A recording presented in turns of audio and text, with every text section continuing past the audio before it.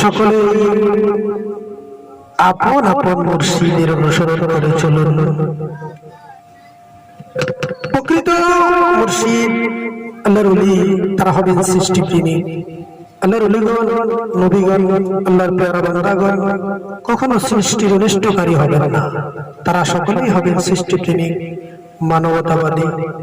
সেই সৃষ্টিপ্রেমিক, মানবতাবাদী, সৃষ্টির প্রতি অনুগ্রহশীল আহলে বায়েত প্রেমিক একজন আল্লাহর ওলি অনুসরণ করুন, তাকে মহব্বত করে চলুন।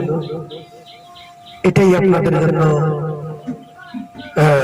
মুক্তির পথের দিশা হয়ে যাবে।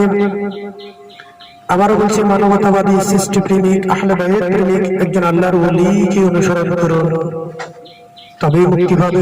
আপনার ওই মুর্শিদের আদেশ আপনার জন্য শরীয়ত, ওই মুর্শিদের চরিত্রের অনুকরণ আপনার জন্য তরিকত। ওই মুর্শিদ সম্পর্কে জানা, তার প্রেম, তার বিলীন হওয়া, তার দর্শন সম্পর্কে জানা হাকিকত, তার সাথে প্রেমে একাকার হয়ে মিলিন হয়ে যাওয়া, মিশে যাওয়া, তার রঙে রঙিন হওয়া, তার রাজ রহস্য সম্পর্কে জানা হলো আপনার মারিফাত।